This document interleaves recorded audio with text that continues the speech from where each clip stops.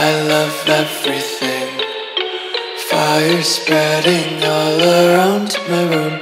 My world's so bright, it's hard to breathe, but that's alright. Hush. Hello tout le monde, c'est Kelly. Alors aujourd'hui on se retrouve pour une nouvelle vidéo. Comme vous avez vu sur le titre, on se retrouve sur les 10 meilleurs livres à lire en 2024. Donc ce sont les livres que personnellement j'ai lus récemment. Donc le premier livre c'est La fille de Brooklyn de Musso. Donc ça parle donc tout commence quand Anna disparaît et son fiancé essaie de le retrouver avec son ami flic.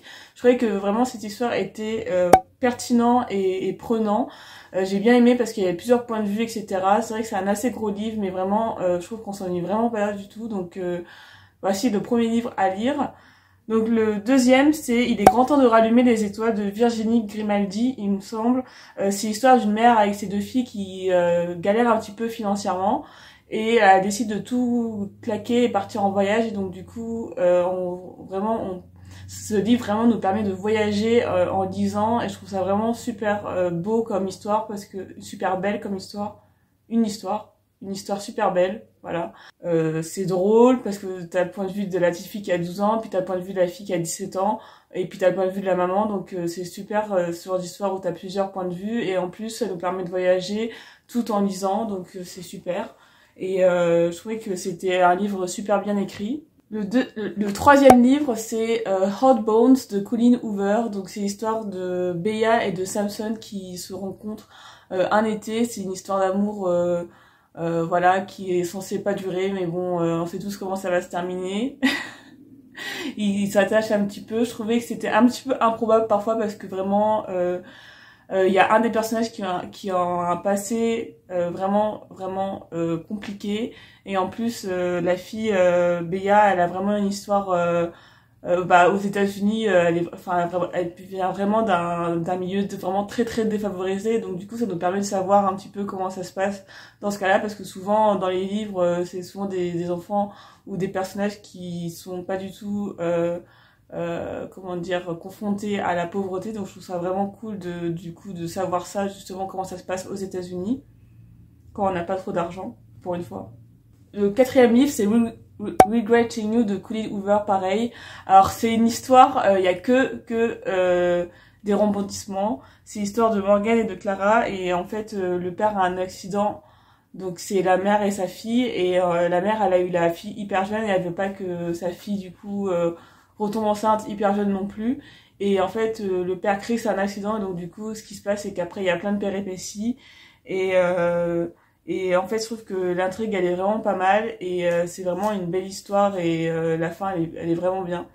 Donc je l'ai lu assez rapidement, c'est vrai. Donc t'as le point de vue de la mère et de la fille, et donc du coup c'est pas du tout pareil. Et puis la fille elle veut faire un petit peu ce qu'elle veut, et puis la mère elle essaye un petit peu de refaire sa vie, etc. après la mort de son mari. Enfin c'est compliqué, mais je trouve que c'était vraiment une belle histoire d'amour.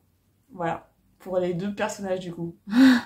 Alors, le cinquième livre, c'est encore Colleen Hoover. Cette fois, c'est Too Late. Alors, ce livre, je crois que j'ai jamais vu autant de red flags de toute ma vie. Enfin, vraiment, la première scène, déjà, ça raconte un viol. Donc, déjà, trigger warning.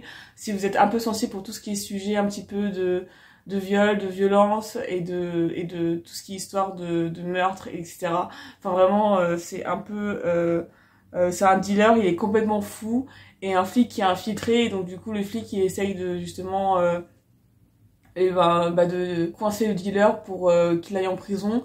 Et c'est Sloane qui vraiment, elle a vraiment besoin de thunes, donc du coup elle est prête un petit peu à tout pour avoir de l'argent, quitte à mettre sa vie en danger avec ce putain de dealer. Donc du coup je trouvais que cette histoire elle était vraiment bien, et vraiment c'était super intriguant et hyper intéressant. Voilà.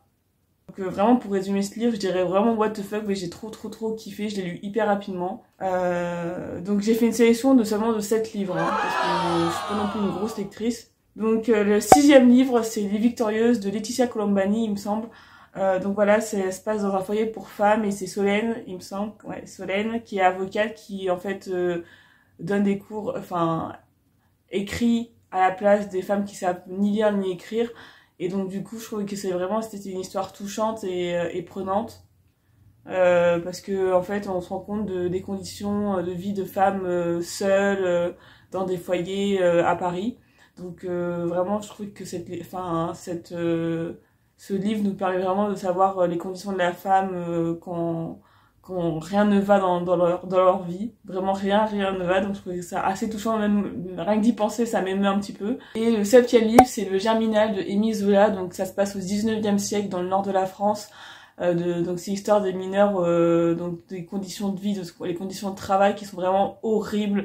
Vraiment, t'as vraiment les détails de tout ce qui se passe. Et je trouvais que c'était un livre vraiment, si t'es un petit peu sensible, il faut pas le lire parce que vraiment tu vas vraiment avoir la pitié pour, enfin tu vas avoir vraiment pitié pour bah, du coup les personnages, parce que vraiment ils sont dans des conditions de travail tellement difficiles, et mais ils sont payés en plus rien du tout, enfin ils sont vraiment payés une misère. Donc c'est vraiment un livre qui nous permet d'apprendre tout ce qui est conditions de travail des mineurs au 19e siècle dans le nord de la France.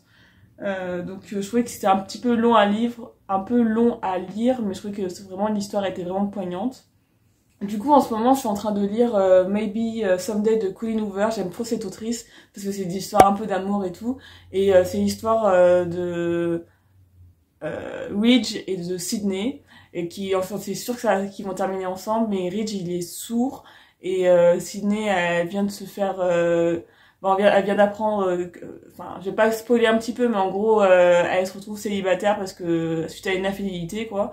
Et en gros, c'est l'histoire d'amour entre Ridge et de Sydney. Donc je trouvais que c'était assez bien écrit parce que t'as le point de vue de Ridge et puis t'as le point de vue de Sydney. Moi, j'aime bien les histoires. Bon, je pense que vous avez deviné à force, où il y a plusieurs points de vue. Donc c'est vrai qu'il est assez lourd. Il y a plus de 450 pages. Mais bon, je trouve que le début, enfin, je suis au tout début de ce livre, mais je trouve qu'il est vraiment bien pour l'instant. Voilà, et j'ai pas enlevé Limi parce qu'elle est en train de dormir. Du coup, c'est tout pour cette vidéo. J'espère qu'elle vous a plu. N'hésitez pas à lâcher un like si c'est le cas, et moi je vous dis à bientôt pour une prochaine vidéo. Bisous!